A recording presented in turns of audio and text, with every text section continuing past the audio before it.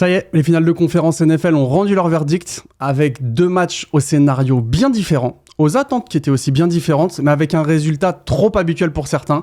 Parce que ouais, le Super Bowl 59 va voir s'opposer Kansas City à Philadelphie à la Nouvelle-Orléans dimanche prochain. Et pour débriefer de tout ça aujourd'hui, je suis super heureux de vous avoir avec nous dans la French House et avoir à mes côtés Arthur Sen. Comment ça va Arthur ? Ça va super et toi ? Très bien, merci. Et de l'autre côté, mon fan des Colts préféré en France, c'est normal, il est tout seul. Edo, comment ça va ? Ça va, gros week-end, trop hâte d'en parler avec vous, ça va péter. Ah, ça va être trop bien. Je vous propose qu'on ne perd pas de temps et qu'on rentre direct dans le programme du jour. On va commencer par parler de la fin de la belle histoire de ces playoffs, donc les Commanders qui ont perdu à Philadelphie. Évidemment, on va faire un gros focus sur le tant attendu Bills-Chiefs qui a livré toutes ses promesses. En tout cas, c'est ce qu'on pense. Et je vous propose qu'on termine l'émission avec nos tops et nos flops. Moi, ça me va comme programme. Hein. Ça me va, c'est parti, hâte de discuter de tout ça. Allez, let's go, Polo, jingle.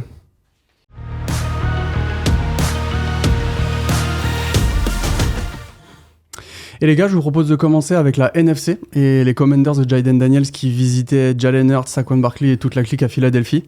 On se retrouve avec un résultat final de 55-23. Polo, si on a les chiffres, je veux bien que tu les passes à l'écran. Et on peut voir une sacrée domination des Eagles qui prennent le lead partout, à part à la passe. Et encore, ça se joue à pas grand-chose.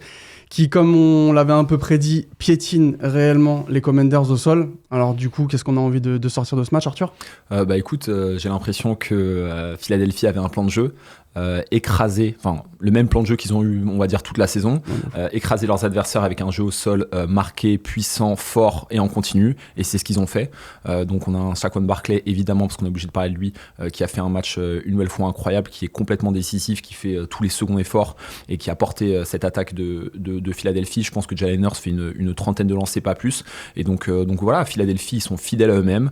Ils avaient cet objectif d'écraser les Commanders qui manquent un petit peu d'expérience. C'est ce qu'on s'accordait à dire. Donc félicitations à eux. Et puis ça nous donne beaucoup d'énergie pour le prochain match. Ouais, ça va être assez fou. Et Edo, justement, j'ai envie d'appuyer sur ce côté au sol. Ouais. En fait, on savait que les Commanders, c'était la 31e défense à la course. Donc on se disait que ça allait être compliqué pour eux de matcher en gros le défi physique au sol. Et en fait, on a eu juste ce résultat-là. En plus, derrière, en gros, on a eu un Jalen Hurts qui comparait un petit peu à la saison et au premier match de play-off. Il a su vraiment jouer aussi sur ses forces, enfin en tout cas jouer avec A.J. Brown, jouer dans les airs. En fait, cette force au sol, ça a débloqué les airs. Donc les Commanders, ils savaient vraiment plus quoi faire. Et là, on a un match en fait historique parce que 55 points, c'est la première fois que ça arrive dans un match de play-off. Il y a 7 touchdowns au sol, mais c'est triste pour Daniels et Dan Quinn et compagnie, mais c'était inévitable au vu du match. Ouais, non, je rebondis sur ce que tu as dit. On sait que la force de Philadelphie, c'est de jouer au sol, mais forcément, lorsque tu as ton focus défensif qui est contre les running backs, en tout cas le running back des Eagles, forcément, tu laisses un petit peu des espaces dans les airs. Et Jalen Hurts, la saison passée, qui a été un petit peu catastrophique pour Philadelphie, a laissé planer certains doutes quant à sa capacité à pouvoir trouver un bon niveau de jeu, notamment dans les airs. Et là, je pense qu'il a pu se rassurer. Il sait qu'il a cette puissance incroyable au sol et il peut se reposer dessus, donc ça lui donne un petit moment de pression, et lorsqu'il s'agit de faire des lancers, il arrive à montrer un peu de précision, et donc ça reste quand même assez intéressant pour eux. Ouais, d'ailleurs du coup il y a quand même 2 petites stats qui sortent sur le jeu au sol de Philadelphie en offense. On a un duo historique, donc Saquon et Hurts, qui sont le premier duo de l'histoire à inscrire un triplé à la course chacun. Ok, je l'avais pas, celle-là, incroyable. Ok. Et Jalen Hurts a d'ailleurs aussi profité de ce match-là pour devenir ranking historique le QB qui a marqué le plus de TD aussi au sol en playoff. Ok. Ouais. Et il y a moi j'ai trouvé même une autre stat, en gros, parce que moi Jalen Hurts à la base c'est pas trop ma cam de running, enfin tu vois, ouais. le lapsus. En gros, oui c'est vrai que j'avais pas, mad respect pour lui, j'ai l'impression qu'il a tellement une équipe forte autour de lui. Mais là, je suis obligé de faire un mea culpa parce qu'il fait un gros match. En fait, il est hyper complet. Et quand même s'il a une bonne équipe autour de lui, il y a une stat que j'ai trouvée, je vais vous la donner. C'est Jalen Hurts, c'est le 8e QB dans l'histoire de la NFL à faire 2 Super Bowls sur ses 5 premières années. Et à votre avis, c'est le 8e après quel joueur ? Patrick ? Patrick Mahomes, Mahomes, déjà. oui. On doit avoir Tom Brady, du coup. Oui. Si on remonte un petit peu...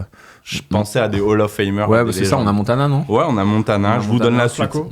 Elway, Big Ben, Russell Wilson et Kurt Warner. Big Ben, ok, ouais. Et donc, du coup, ça place Jalen Hurts quand même dans... Alors, peut-être pas dans la renommée sur cette catégorie-là, mais en attendant, il match quand même ce type de prestation. Attention à ce que ça se transforme pas en stats ou s'il n'y a pas victoire, s'il y a pas victoire au Super Bowl, qu'il fasse partie de ces légendes, enfin de ces futures légendes qui n'ont pas réussi à concrétiser tout ça.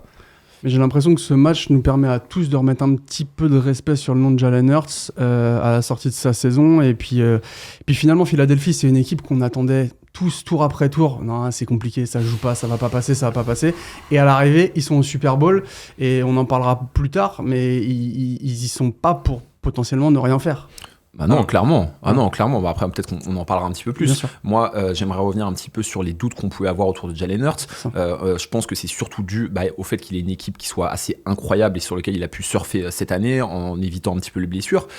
Mais moi, je suis peut-être pas tout à fait d'accord. J'avais pas énormément de doutes. Lorsqu'on revoit le Super Bowl d'il y a 2 ans, la performance de Jalen Hurts reste exceptionnelle. Et tu le disais, il était dans sa 2e ou 3e saison. Pour un quarterback, arriver à être aussi précis, je crois qu'il met 3 touchdowns au sol et peut-être une passe sur ce Super Bowl 57. Une passe incroyable, si vous vous rappelez. Une passe incroyable, archi clutch.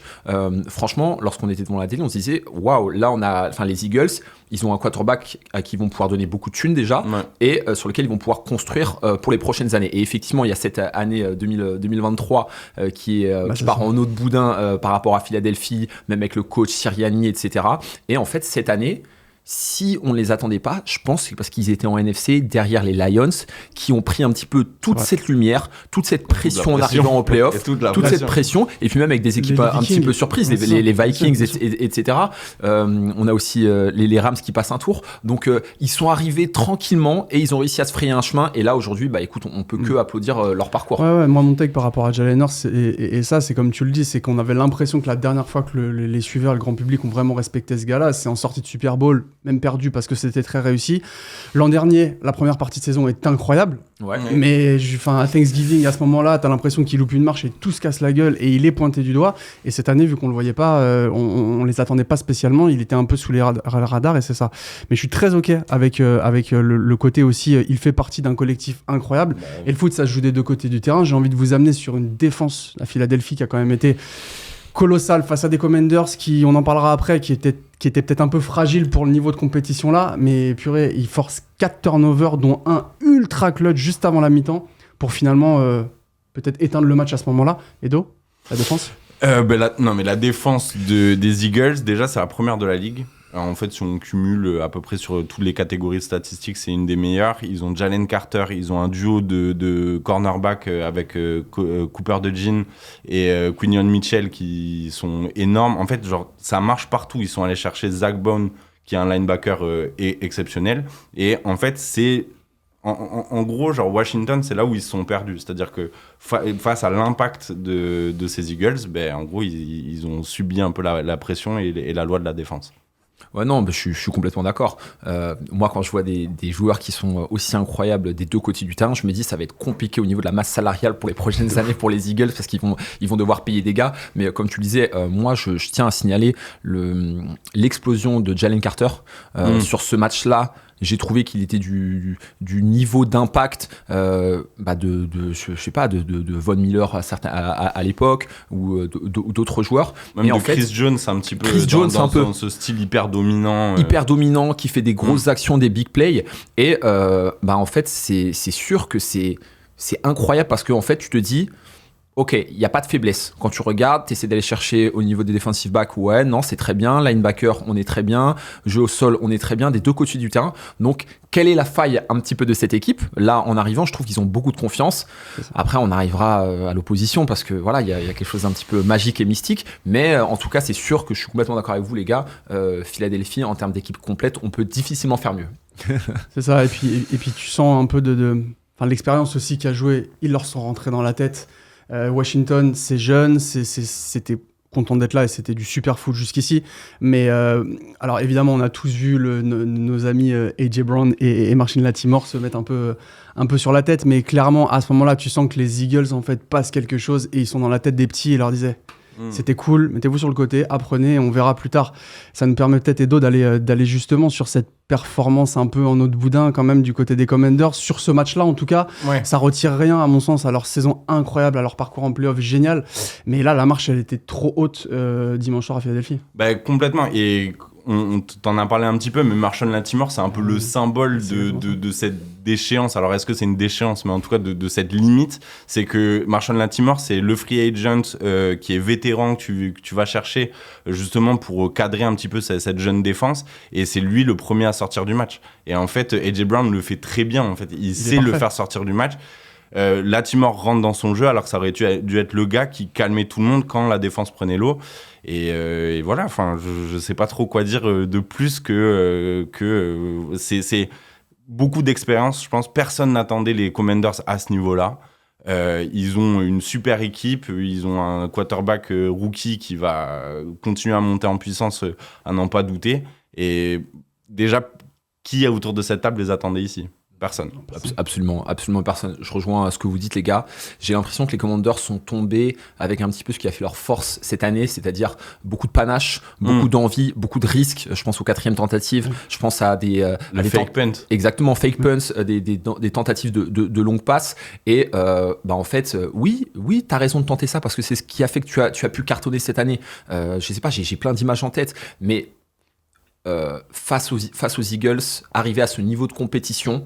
Bah oui, on pouvait peut-être pas le prévoir. Aujourd'hui, c'est facile de dire que ça passe pas face à cette équipe. Mais moi, je suis les Commanders. Je me dis, écoute, j'ai un avenir qui est brillant. J'ai pu accumuler l'expérience pour pas mal de joueurs. Et il y a encore plein de choses à améliorer. Franchement, là, avec la draft, avec le fait de essayer de trouver peut-être un deuxième receveur, parce que j'ai trouvé que Scary Terry était un petit peu seul. Il y a plein de choses à améliorer et en fait, c'est vachement excitant. Alors, peut-être pas. L'année prochaine, il va avoir beaucoup d'attentes. Ça va sûrement être très compliqué. On l'a vu un petit peu avec les Texans et CJ Stroud cette année. Ils sont top 5 sur le cap. Donc, ils ont de quoi recruter des free agents. S'ils veulent continuer sur cette construction entre de la draft et des vétérans, ils ont la marche pour le faire. Et puis, clairement, vas-y, je te laisse. Non, mais et puis ils ont déjà le duo qui... et là, je te l'envoie, Edo, c'est une petite passe pour toi, parce que t'as la stat que t'aimes, mais ils ont ce duo McLaurin-Daniels qui se positionne parmi le top du top en NFL. Alors, une autre stat que j'avais trouvée, c'est que, en gros... C'est le mathématicien de la bande. Non. Mais parce que j'aime pas toutes les stats, mais celles-là, je trouve qu'elles sont assez parlantes. En gros, en fait, quand on associe un duo QB-receveur, ça donne un QB rating, qui est la note pour les quarterbacks. À votre avis, quel est, par exemple... Non, pardon, je vais reprendre un petit peu. En gros, quand on associe le QB rating de Terry McLaurin et Jayden Daniels, c'est le meilleur ever de l'histoire. C'est-à-dire que c'est un meilleur QB rating d'association que Burrow et Chase, par exemple. Ok. Donc sur cette année-là. Sur cette incroyable. année. Ok, bah tu vois, pareil, je l'avais pas du tout. Je pense que la fin de saison, on doit pas mal jouer sur ces stats-là parce que ils ont réussi à se trouver, ils ont fait des perfs qui étaient incroyables. Mais oui, comme tu le dis, tu vois, j'avais pas ces stats-là, enfin, j'avais pas ces informations-là par rapport au cap. Mais il faut pas oublier quelque chose. Pour énormément de joueurs, pour énormément de free agents, lorsque tu arrives et que tu as une équipe qui est sexy avec un quarterback qui est capable de pouvoir amener de la hype, etc. Mais ça donne envie à énormément de joueurs. Et c'est pareil dans plein d'autres sports. Hein, lorsque les Browns arrivent dans une équipe. À l'époque en tout cas, ou lorsqu'il y a des nouvelles stars, tout le monde a envie de jouer, tout le monde a envie de faire partie de ce process-là. Donc effectivement, le futur, il est brillant. Attention quand même à digérer la première année rookie pour un joueur, parce que ça peut être assez compliqué. Je reviens sur la comparaison avec CJ Stroud, qui a un petit peu plus galéré, mais pareil, CJ Stroud, ça passe quand même un tour cette année, et ça reste quand même très solide. Je lui souhaite en tout cas à notre ami qu'il puisse être aussi performant. Ouais, et puis CJ Stroud, ça va peut-être être une petite passe décisive pour pouvoir changer de conférence, mais CJ Stroud, il a croisé la route des Chiefs, de Mahomes. Donc, je dis pas que le parcours des Commanders était plus simple, mais forcément, quand tu as cet énorme caillou dans la chaussure dans ta conférence, ça peut réduire. Très cool ce débrief de ce côté-là du pays, j'ai envie de dire, même si on parle pas de géographie sur les conférences en NFL. Je vous propose de basculer sur le match que tout le monde attendait, toute l'Amérique, la planète entière. La France. Ce Bills Chiefs côté AFC. Polo jingle.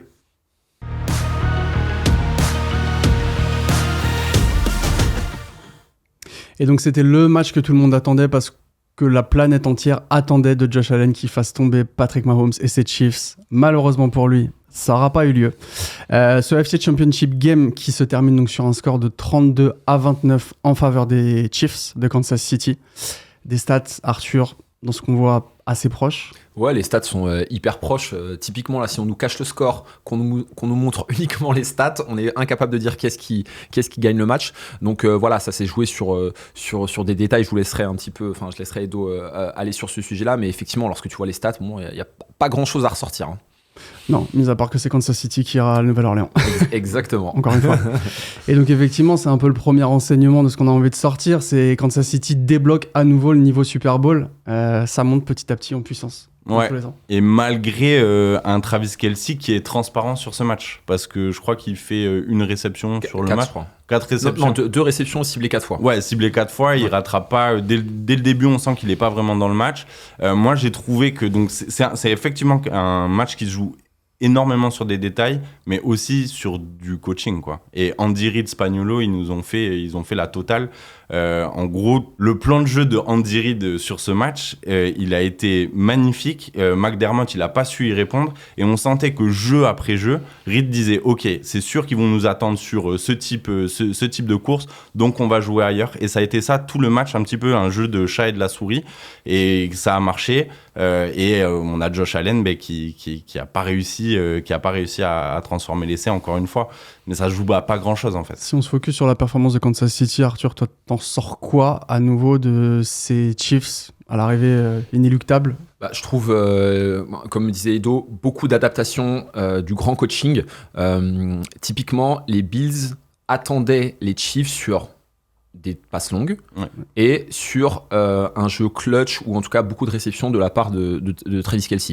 Ils ont réussi à limiter les deux, sauf que l'adaptation Andy Reid et puis même Mahomes, c'est courir. Je ne sais pas combien de courses fait Patrick Mahomes, il doit en faire 7, 8, 9, 10. Il en a fait plus que sur la saison régulière. Il en fait plus que sur la saison. Et en fait, on avait oublié qu'il est capable de trouver de la mobilité. Donc il a réussi à s'adapter, en tout cas le coaching staff a réussi à s'adapter en le faisant courir et il est allé chercher des premières tentatives. Il met 1 ou 2 touchdowns au sol, voilà. Ou en essayant de trouver des passes un petit peu plus courtes pour aller gagner des yards au sol. Donc bravo à eux, et une nouvelle fois, on a ce truc-là, un petit peu cette mystique autour de Kansas City, où quoi qu'il se passe, quoi qu'il arrive, quoi que tu puisses leur opposer, ils vont pouvoir trouver des adaptations. Et moi, là où j'ai été super étonné, c'est que les Bills, au début, en regardant le match, on se dit il y a ce complexe d'infériorité, ils les battent toujours en saison régulière, mais lorsque ça arrive les playoffs, c'est compliqué. Mais moi, j'ai trouvé que les Bills, ils ont réussi à trouver des choses, ils ont réussi à ne pas tomber dans ce complexe et à ne pas pouvoir avancer. Ils repassent un moment devant au score, et je me dis waouh, ils ont réussi à passer ce cap-là. Mais non, avec Kansas City aujourd'hui, on n'a toujours pas trouvé la solution.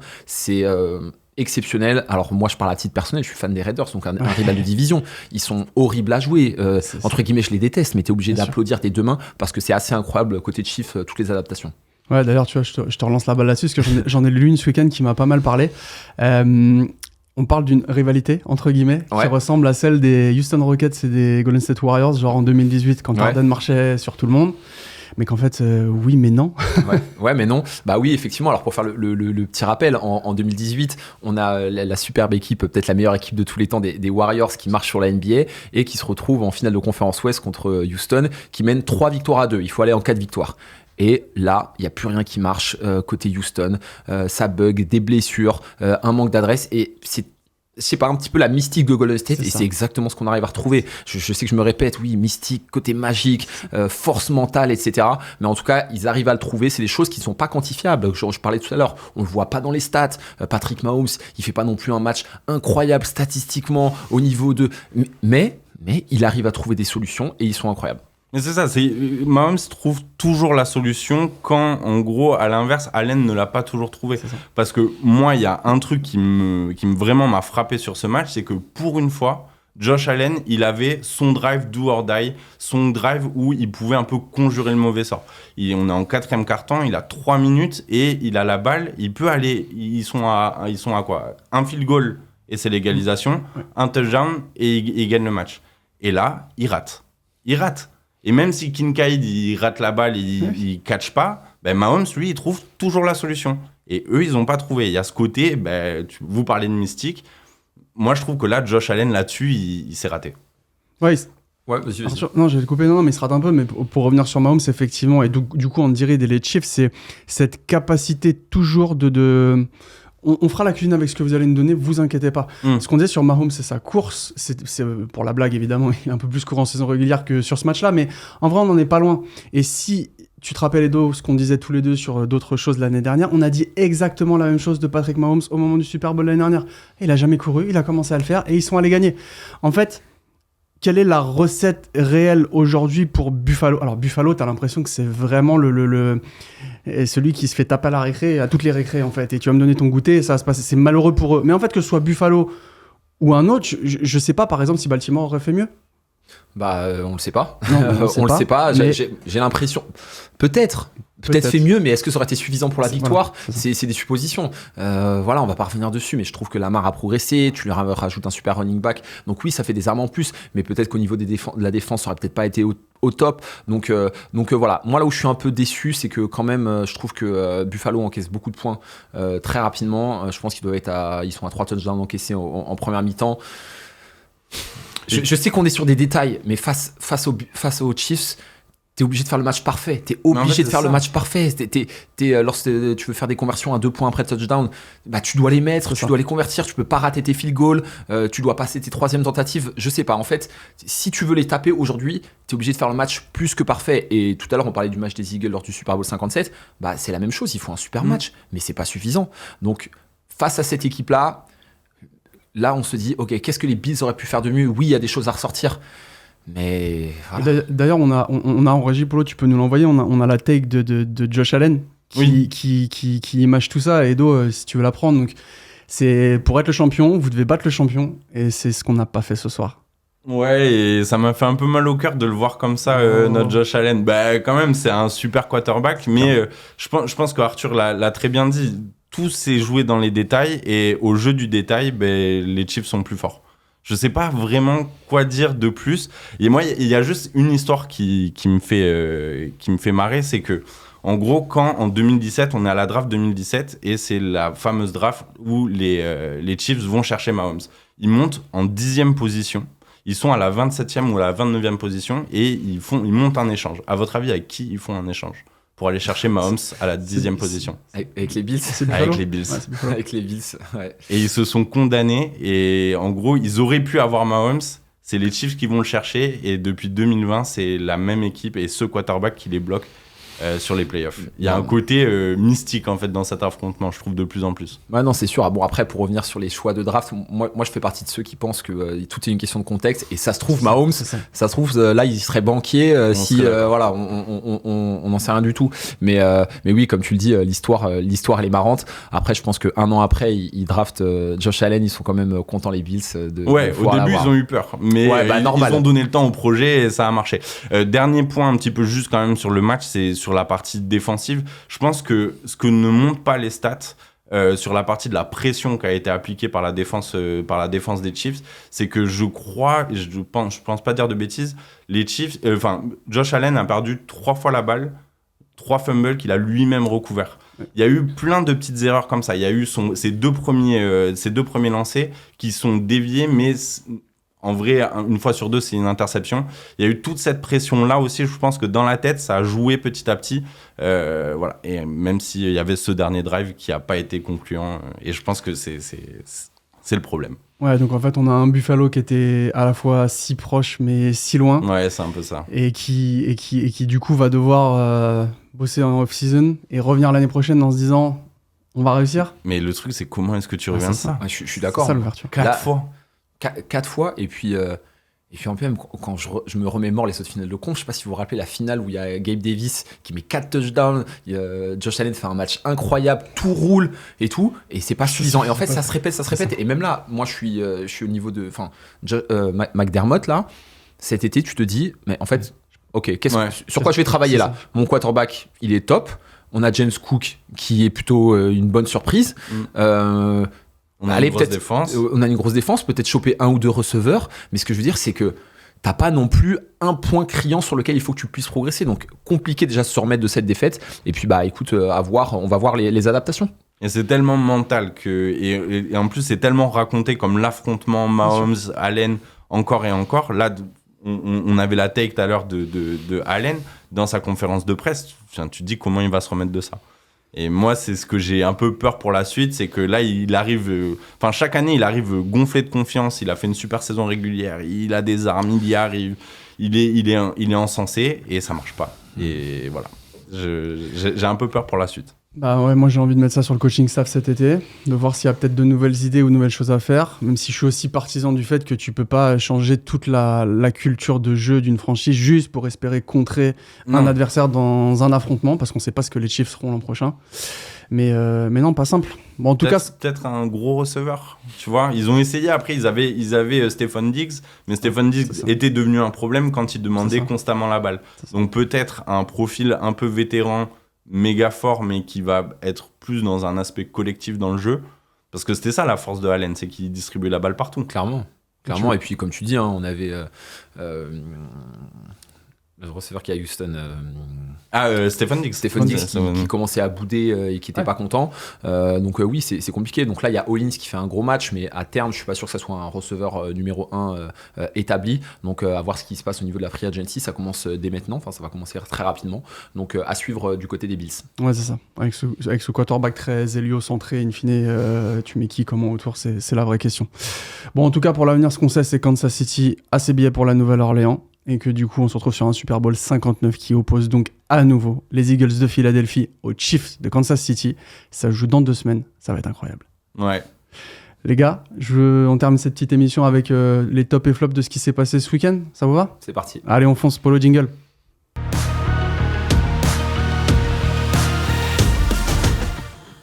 Bon les gars, on va revenir une dernière fois sur ce qui s'est passé ce week-end avec vos tops et vos flops. Je vous propose de commencer par l'amour et la bonté. Edo, t'es top ? Alors moi, mon top, je dirais que c'est les appels de jeu de Steve Spagnuolo avec la défense, notamment en fin de match. Parce que en gros, on parlait de ce fameux drive do or die de Josh Allen qui est raté.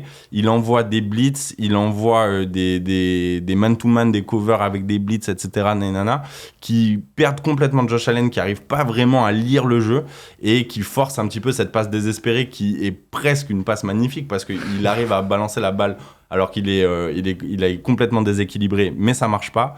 Et ça, j'ai trouvé que pour Josh Allen, ça a été extrêmement compliqué de savoir lire la défense des Chiefs, encore une fois. Moi mon top, du coup, je vais aller sur l'autre match.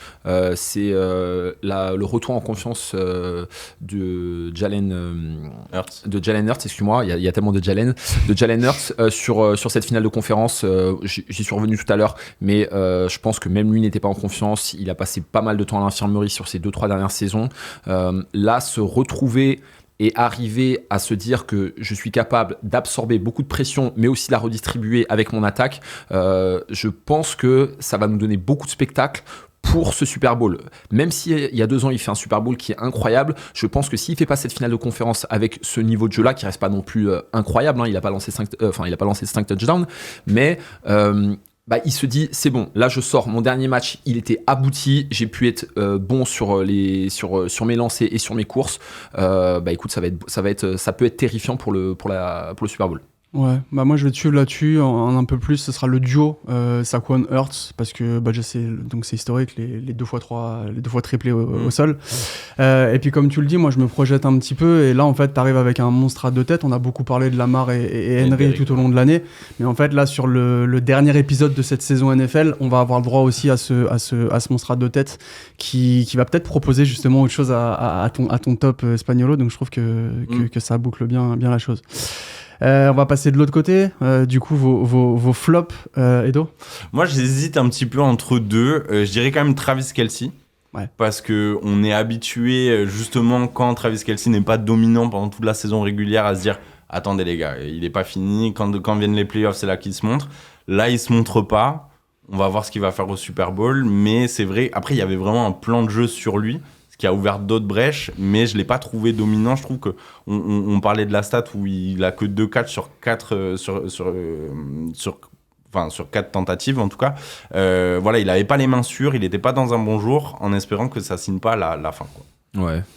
Bah écoute, moi mon flop, ça reste sur ce match-là, ça va être le coaching de McDermott sur certains plays. Lorsque tu veux jouer des conversions à 2 points pour revenir au score, tu te dois d'avoir une stratégie qui est parfaite et pas que ça se transforme en eau de boudin sur des pushs sur Josh Allen où au final tu es en galère et tu rebalances la balle à James Cook et au final tu perds la balle mais tu la recouvres, etc. Je trouve qu'à ce niveau de compétition, tu dois arriver avec un peu plus de certitude pour ces moments clés. Ouais. Typiquement, tu sais que ce match il va jouer sur des détails, on en a suffisamment parlé jusqu'à présent, tu dois arriver avec un peu plus de certitude sur certains calls à ce moment-là. Voilà. Et ben moi je vais rester aussi sur ce match-là et moi mon petit flop je vais le donner à l'arbitrage sur ce match, non pas parce que ça change le scénario, mais en fait c'est des détails de call qui laissent place à penser que la scénario est faite pour que les Chiefs aillent, etc. Et voilà, pour moi, il y a un petit truc à relever là-dessus, sur certains appels. Moi, je suis pas trop d'accord avec ça, en fait. J'ai vu que tout le monde, parce qu'en plus, c'est vraiment le truc qu'on ressort tout le temps, c'est que les Chiefs sont avantagés par l'arbitrage, etc. Mais finalement, si on regarde les calls polémiques, il y a cette third down avec la grosse passe sur Worthy, où en gros, le receveur et le DB catchent un petit peu la balle en même temps. Mais finalement, dans le cas où les deux ont attrapé la balle, la règle, c'est avantage à l'attaque. Et en plus, il y a déjà un flag qui est lancé. Donc, dans tous les cas, ça aurait fait first down. Et après, il y a l'espèce de touche-push de Josh Allen. Mais finalement, en fonction de comment tu regardes l'angle, c'est pas évident. Donc, en fait, s'ils avaient comptabilisé le first down, ça aurait pas été un scandale. Mais qu'ils disent qu'il y a un stop, c'est pas un scandale non plus. Ouais, mais tu vois, l'arbitrage dans les ligues aux US, on en parle aussi dans le basket. Arthur, là, je me retourne vers toi. Est-ce qu'à ce niveau-là, on n'attend pas aussi finalement, même si c'est de l'humain qui a les choses derrière, quelque chose de plus parfait pour que justement, c'est encore une fois cette légende de on emmène Kansas City là où ils doivent être Non, mais c'est sûr. Il y a toujours eu des polémiques dans le sport US. Là, effectivement, il y a pas mal d'actions où on peut se dire ça aurait pu tomber dans l'autre sens. Après, est-ce que c'est des actions décisives ? Pas forcément, mais moi, j'ai surtout tendance à penser qu'au bout d'un moment, lorsque tu es une équipe qui cartonne, lorsque tu es une superstar, tu as plus d'attention de la part de toute la sphère médiatique, de la part des joueurs adverses, mais aussi des arbitres. Donc forcément, lorsque Patrick Mahomes il lance la balle et qu'il y a un linebacker qui commence à foncer sur lui, on fait un peu plus attention. Est-ce qu'on va le blesser ? Est-ce qu'il y a tout ça ? Donc forcément, les calls, ils vont dans le sens des superstars. Et ça, c'est toujours vérifié. Je sais pas, moi, les MVP au basket, c'est ceux qui tirent toujours le plus de lancers francs. On parlait d'Arden tout à l'heure. On parlait d'Arden, voilà, il a toujours tiré plein de lancers francs sur des fautes un petit peu bizarres. Donc ça fait partie du jeu. Pour certains staccanovistes du sport, effectivement, ça peut être un petit peu particulier, mais moi, je pense que ça fait partie de cet écosystème. Et exactement. Et le jour où on commencera à détrôner Patrick Mahomes et les Chiefs, tu verras qu'il aura un petit peu moins de calls envers lui. Mais quand même, c'est à relativiser parce que justement, si on regarde sur toutes les 100 passes, le nombre de calls pour un roughing de passeur, parce que c'est souvent ce qu'on a reproché, en fait, Josh Allen a beaucoup plus de calls pour lui sur un roughing de passeur que Patrick Mahomes. Donc tu vois, en fait, c'est juste que, comme tu disais, il y a plus d'attention médiatique sur chaque décision arbitrale. C'est un peu comme les théories du complot, quoi. Plus tu vois un truc, plus tu as l'impression que c'est de la prophétie autoréalisatrice. Alors que si on regarde froidement les stats, il n'y a pas spécialement plus de calls d'arbitrage en faveur des Chiefs qu'en faveur de leurs opposants. Clairement. Bon, écoutez, on espère que tout cet écosystème NFL sera au niveau Super Bowl. Les gars, je vous propose de wrap up, comme disent nos amis américains. Trop cool d'avoir pu parler de ces finales de conf avec vous deux. On se projette très rapidement sur le Super Bowl, donc 59, à la Nouvelle-Orléans, dimanche 9. Dimanche 9 février. Donc dans la nuit de dimanche à lundi pour nous Français, coup d'envoi minuit 30 comme tous les ans. Très cool, à très vite. Pour parler de tout ça. À très vite. Merci Tri. Merci de nous avoir suivis. Merci Polo en régie. Et on se retrouve tous très vite sur la French House. À bientôt.